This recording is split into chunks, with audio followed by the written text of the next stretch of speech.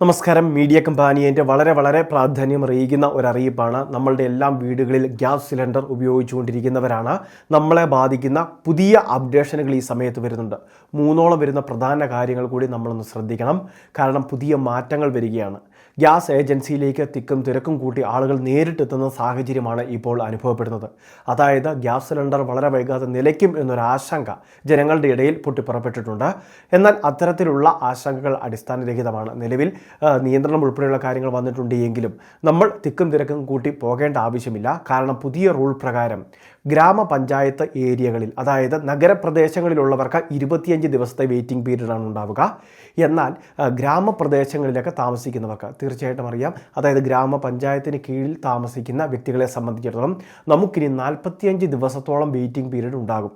അതായത് ഒരു gas cylinder refill ചെയ്ത ശേഷം 45 ദിവസം കഴിഞ്ഞ ശേഷമേ, അതായത് 46ാമത്തെ ദിവസമേ അടുത്ത സിലിണ്ടറിന് നമുക്ക് ബുക്ക് ചെയ്യാൻ സാധിക്കുകയുള്ളൂ. ഇനി ഇത് മാത്രമല്ല, ഈ സമയത്ത് നേരിടുന്ന മറ്റൊരു പ്രധാനപ്പെട്ട പ്രശ്നം, മുൻപൊക്കെ നമുക്ക് സുഗമമായിട്ട് ഓൺലൈൻ ആപ്ലിക്കേഷനൊക്കെ വഴി, വിവിധ ആപ്ലിക്കേഷനുകൾ വഴി, വിവിധ പ്ലാറ്റ്ഫോമുകൾ വഴി നമുക്ക് ഗ്യാസ് സിലിണ്ടർ റീഫില്ല് ചെയ്യുന്നതിന് ബുക്ക് ചെയ്യാൻ സാധിക്കുമായിരുന്നു. അങ്ങനെ ചെയ്യുമ്പോൾ ചിലപ്പോൾ ക്യാഷ് ബാക്ക് ഓഫറുകൾ ഉൾപ്പെടെ നമുക്ക് ലഭിക്കുകയും ചെയ്യുമായിരുന്നു. എന്നാൽ ഇപ്പോൾ നമ്മുടെ കൺസ്യൂമർ ഐഡിയോ അല്ലെങ്കിൽ മൊബൈൽ നമ്പറോ ഒക്കെ കൊടുത്ത് നമ്മൾ ബുക്ക് ചെയ്യാൻ സാധിക്കുമ്പോൾ തന്നെ ഒരുപാട് നിയന്ത്രണങ്ങൾ ഉള്ളതായിട്ടാണ് കാണിക്കുന്നത്. 45 ദിവസം അല്ലെങ്കിൽ 25 ദിവസമൊക്കെ നഗരപ്രദേശങ്ങളിൽ കഴിയുന്നവർക്ക് റീഫില്ല് ചെയ്യാൻ പോലും സാധിക്കാത്ത ഒരു വ്യവസ്ഥ. അതായത് പുതിയ നിയന്ത്രണങ്ങൾ നിലവിൽ ഓൺലൈൻ പ്ലാറ്റ്ഫോമിലോട്ടും അപ്ലൈ ആയിട്ടുണ്ട്. അല്ലെങ്കിൽ ഒരുപാട് ബുദ്ധിമുട്ടുകൾ ഈ സമയത്ത് ഗുണഭോക്താക്കൾ നേരിടുന്നുണ്ട്. അതുകൊണ്ട് തന്നെ നമ്മളുടെ കൃത്യമായിട്ട് ഗ്യാസ് കണക്ഷനുമായി ബന്ധപ്പെട്ട ആ ബുക്കിൽ തന്നെ നമ്മളുടെ വിതരണ ഏജൻസി, വിതരണക്കാരനുമായിട്ട് ബന്ധപ്പെടാനുള്ള ഹെൽപ്പ് ലൈൻ നമ്പർ കാണും. ആ നമ്പറിൽ വിളിച്ച കാര്യങ്ങൾ കൃത്യമായിട്ട് അന്വേഷിക്കണം. അതിനുശേഷം മാത്രം ഗ്യാസ് ബുക്കിംഗ് ഉൾപ്പെടെയുള്ള കാര്യങ്ങൾ നമ്മൾ ചെയ്താൽ മതി.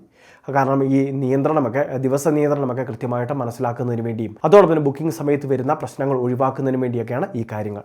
ഇനി അത് മാത്രമല്ല, വിലയിൽ വന്നിട്ടുള്ള മാറ്റങ്ങളും തീർച്ചയായിട്ടും നിങ്ങൾ ശ്രദ്ധിക്കണം.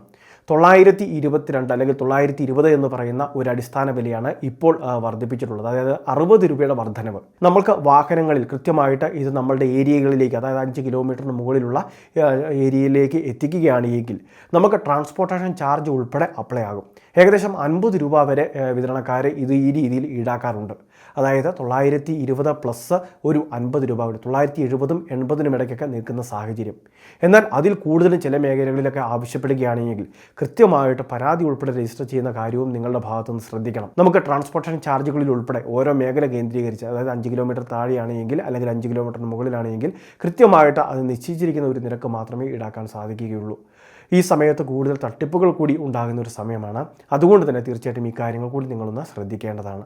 ഇനി ഇത് മാത്രമല്ല, ഏറ്റവും പ്രധാനപ്പെട്ട ഒരു കാര്യം, ഇലക്ട്രോണിക് KYC മുൻപ് ചെയ്യാൻ കേന്ദ്ര സർക്കാർ നമ്മളോട് പറഞ്ഞിരുന്നു. ഇന്ത്യൻ ആയിക്കോട്ടെ, HP ആയിക്കോട്ടെ, ഭാരത് ആയിക്കോട്ടെ, ഇത് ചെയ്യേണ്ടതുമാണ്. അത് ചെയ്തിട്ടില്ലാത്തവർ എത്രയും വേഗം ഇത് പൂർത്തിയാക്കുക. കാരണം ഇനി അടുത്ത ഘട്ടമൊക്കെ കേന്ദ്ര സർക്കാരിൻ്റെ പുതിയ റൂൾ വരിക, KYC ചെയ്തവർക്ക് ഗ്യാസ് കൊടുത്താൽ മതിയെന്നാകും. അതുകൊണ്ട് തന്നെ ഇനി ആരെങ്കിലും ചെയ്യാനുണ്ടെങ്കിൽ ആ കാര്യങ്ങൾ പൂർത്തിയാക്കുക. ഇനി ഗ്യാസ് കണക്ഷൻ്റെ ഉടമ മരണപ്പെട്ടിട്ടുണ്ടെങ്കിൽ ഓണർഷിപ്പ് ചേഞ്ച് ചെയ്യുക, അതിനുശേഷം KYC ചെയ്യുക. ആധാറുമായിട്ട് ലിങ്ക് ചെയ്തിരിക്കുന്ന ഫോണ്, അതോടൊപ്പം തന്നെ നമ്മളുടെ ഗ്യാസ് കണക്ഷനുമായി ബന്ധപ്പെട്ട ബുക്ക്, ഇവയാണ് ഇതിനു വേണ്ടി ആവശ്യമായിട്ടുള്ളത്. ഫോൺ വഴിയും ചെയ്യാം. അങ്ങനെ ചെയ്യുമ്പോൾ നമ്മളുടെ വിതരണ ഏജൻസി അല്ലെങ്കിൽ വിതരണ കമ്പനിയുടെ മൊബൈൽ ആപ്ലിക്കേഷനും ആധാർ ഫേസ് RD എന്ന് പറയുന്ന ഒരു ആപ്ലിക്കേഷനും ഫോണിൽ ഉണ്ടാവേണ്ടതാണ്. വളരെ പ്രധാനപ്പെട്ട ഒരു ഇൻഫർമേഷൻ എല്ലാവരിലേക്കും എത്തിക്കുക. ഇതുപോലെ ഇൻഫർമേഷൻ ചാനൽ സബ്സ്ക്രൈബ് ചെയ്യുക, ഫോളോ ചെയ്യുക.